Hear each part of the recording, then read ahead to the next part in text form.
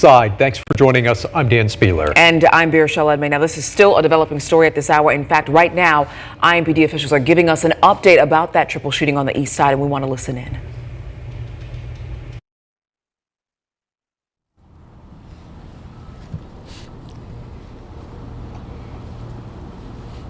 Okay, we're a minute out. Okay. I think you guys probably all start at the same time.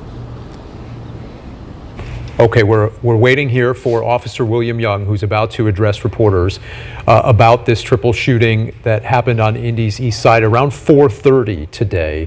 We have a crew there. They've been waiting for information from police. We haven't heard yet about the conditions. Let's listen in live. Responded to multiple calls referenced shots being fired in the 5200 block of East 32nd Street. 911 dispatchers updated the run to a person shot. Those officers who worked this particular beat quickly arrived and discovered 3 adults who all sustained injuries consistent with the gunshot wound. 2 adult females, and 1 male. Those officers quickly rendered aid, as well as we had a SWAT, or Special Weapons and Tactics paramedic in the area. He was also able to render aid until IEMS arrived. They arrived and transported all 3 of those victims to area hospitals. Unfortunately, shortly after arrival, one of the adult females was pronounced deceased by medical personnel. Our homicide detectives, they've responded. Our East District officers, as you can tell behind me, that they are canvassing this area. This is an apartment complex. We're hoping to speak with witnesses and so forth. We do not have a suspect in custody. You will see a high police presence along the Emerson Avenue corridor and in this particular area. We're asking for anyone with information to please come forth, and you can do that by dialing 317-327-3475, or you can always remain anonymous by dialing 317-262-TIPS. This is very early on in the investigation. As you can tell behind me, this is a very active scene. I'll entertain questions. However, I may not have all the answers that the community needs at this time, but hopefully we'll be able to update you as this continues. I'll entertain questions at this time. We've seen multiple homicides here in at least the last year. What is your message to the people who live here? The message should be that our agency will continue to partner with this community. Our agency will do everything that we can to make not only this particular neighborhood safe, but anybody in the Circle City. This is certainly heartbreaking to this community, our officers. Anytime we have to deal with scenes like this is certainly disheartening. We're doing everything in our power. Obviously, that you know that gun violence is a top priority for every man and woman on our agency. We'll continuously do everything that we can. We've made a significant number of homicide arrests. We were able to do that based off the community's tips and help. However, it's so important before we even get to this point that folks understand. You've heard me say this tons and tons of times about conflict resolution, figuring it out, not doing so by picking up a firearm or hurting someone. The message is to those who are responsible for this. It's so important that you, number one, turn yourself in, but we're going to do everything that we can to take you into custody. Everything we can. There's multiple resources from our homicide investigators, our CJIC detectives. We're doing everything that we can to hold these individuals responsible. I like to make note that our chaplain's office, they've responded, as well as our victims assistance unit. They are working with these particular family members, trying to bring some calm to them. Obviously, you can imagine what they're going through. So it's certainly disheartening. Again, we'll be out here for some time trying to piece together exactly what occurred. We saw a couple of people detained, or at least gone away in officer cars. Do you have a suspect at this time, or anybody detained? No suspect in custody. Obviously, to my understanding, there was some type of disturbance that occurred prior to officers arriving. As you can imagine, the type of scene whenever you have 3 people shot, there are lots of moving parts, and so not necessarily that they're in custody, but they may be detained until officers can figure out who's who and what's what. Whenever we have a case, a complex case like this, we want to make sure that we cover every base to make sure that as an agency we don't miss anything, because we want to bring justice to these families who have to particularly deal with this. This is an apartment complex that has seen its fair share of violence.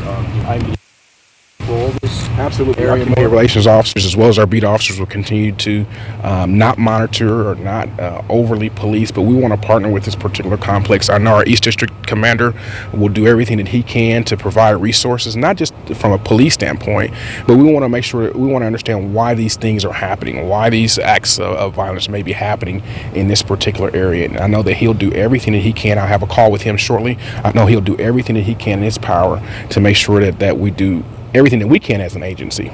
Do we have any updates on the other two victims, their conditions right now? Right now, to my understanding, they're in, I believe, both in serious condition.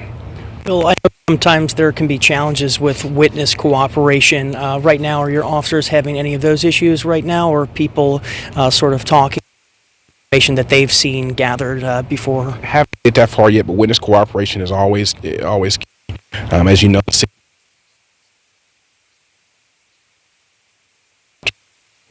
significant technology, whether that be license plate readers or cameras throughout the city.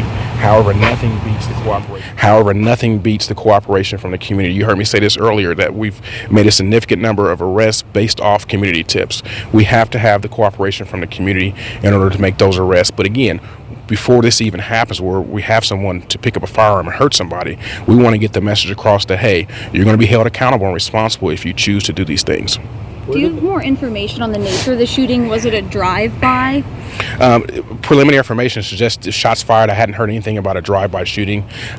For whatever reason, these individuals or individual picked up a firearm and hurt someone. That's our main priority right now, is to bring comfort to the family and to make sure that we hold these individuals accountable and responsible. And then the shooting was inside one of these buildings or out here? So my information that I received from homicide investigators, that the shooting did occur outside. As you can tell behind me, that there's multiple shell cases. Again, it's a complex, somewhat of a larger scene, and so we'll be out here processing the scene with our Marion County Crime Lab. The Marion County Coroner's Office will be working with us to identify the victim in this particular shooting that unfortunately passed away. Were they related at all? That will come out as the investigation continues. Our Deputy Chief of Investigations, he's out here trying to assist, making sure that we do everything correct whenever we have a case of this sort. Good. Okay. Officer William Young speaking live to reporters. Let's check in with Michael Van Scoik, who's there at the scene. Michael, one woman dead here. What do we know? Now a homicide, one of the three victims in the shooting. Dan and Bierschel, we just heard from Officer William Young out here. As we know, police responded out here around 4:20. They say there was a disturbance. Gunshots were fired. 2 women and 1 man were shot. All 3 of them were taken to a local hospital. One of those women died at the hospital. They say the other 2 are considered in serious condition right now. They're, of course, very busy investigating, gathering evidence. Officer Young also said that they're going to continue working with the community to help sort of resolve these types of crimes and help address recent violence, particularly here at this spot. In just the last year or so, there have been a handful of homicides at Hawthorne Place Apartments here on the east side. So that is definitely something that the department is focusing on. But right now, of course, they're busy investigating this scene. Again, we do know that 3 people were shot, 2 women and 1 man. That one of those women was pronounced deceased at the hospital earlier tonight. Of course, we'll provide any updates as soon as we may get them. If there are new details from the police later this evening, we'll share them online and on air. For now on the east side, Michael Van Scoik, Fox 59 News. Michael, thank you. And again, we know there is no suspect in custody at this time. But as we learn more from police and Michael learns more as well, these developments, you can always find that breaking news at fox59.com as well as here on air. In the meantime,